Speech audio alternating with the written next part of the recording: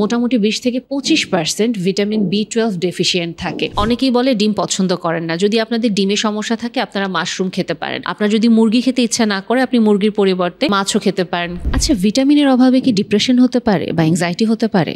Vitamin B12 একটু মিলিয়ে দেখেন তো, এটার অভাবে যে সিমটমগুলো বলছি ওগুলো কোনোটা আপনার সাথে মেলে কিনা? কোনো কিছু ভালো লাগে না, খুব ফ্যাটিক ফিল করি, এত ক্লান্ত লাগে মনে হয় শরীরটা টেনে টেনে নিয়ে যাচ্ছি, সব সময় কেমন জানি মেজাজটা একটু খিটখিটে লাগতে থাকে, অথবা দেখা যাচ্ছে ভুলে যাচ্ছি, বা দেখা যাচ্ছে যে হাত পা কেমন ঝিনঝিন অবশ অবশ লাগতে থাকে।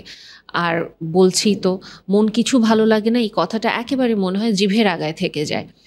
ভিটামিন B12 এর অভাবে আপনার অনেক সময় ডিপ্রেশন লাইক সিমটম আসতে পারে। পাশাপাশি এটা আমাদের ডিএনএ ফরমেশন বলেন বা আমাদের কোষগুলো একটা আরেকটাকে যে তথ্য আদান প্রদান করে, ওখানে আমাদের মাইটোকন্ড্রিয়াতে যে এনার্জি পাস করে, এবং বিভিন্ন কাজকর্মে ভিটামিন B12 এর ভূমিকা অনস্বীকার্য।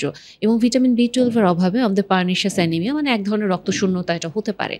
এবং অবশ্যই ভিটামিন B12 এর পাশাপাশি বি কমপ্লেক্সে আর যে ভিটামিনগুলো আছে ওগুলো সম্পর্কে একটু জানতে হবে। ভিটামিন B1 এবং B2 এটা আপনার এনার্জি ভিটামিন, এবং ভিটামিন B3 B6 এটা আপনার হার্ট ভিটামিন ধরে নিতে হবে। ভিটামিন B5 এটা আপনার স্ট্রেস বার্স্টিং একটা ভিটামিন, কারণ এটার অভাবে আপনার বিভিন্ন রকমভাবে স্ট্রেস ম্যানেজ করতে পারে না এবং তখন এগেইন আপনার কিছু ডিপ্রেশন বা stress burn out like symptom আসবে।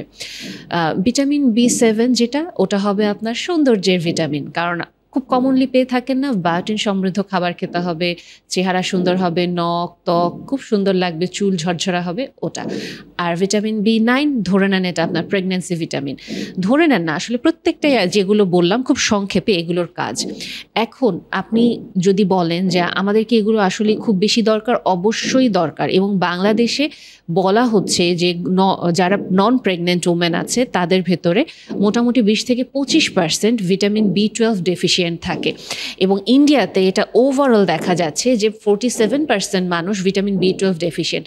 আমাদের এখানে ছেলে মেয়ে মিলিয়ে যে ডেটা ওটা আমাদের নেই, কিন্তু আমরা যদি আমাদের পার্শ্ববর্তী দেশেরটা দেখি, তার মানে আপনি খেয়াল করে দেখেন যে ওভারঅল একটা পপুলেশনের অর্ধেক মোটামুটি এই ভিটামিন বি কমপ্লেক্স ডেফিসিয়েন্ট, এবং এটা আমরা জানিও না। এবং এ কারণে আমরা বিভিন্ন রকম কষ্ট পাচ্ছি। কি কষ্ট পাচ্ছি?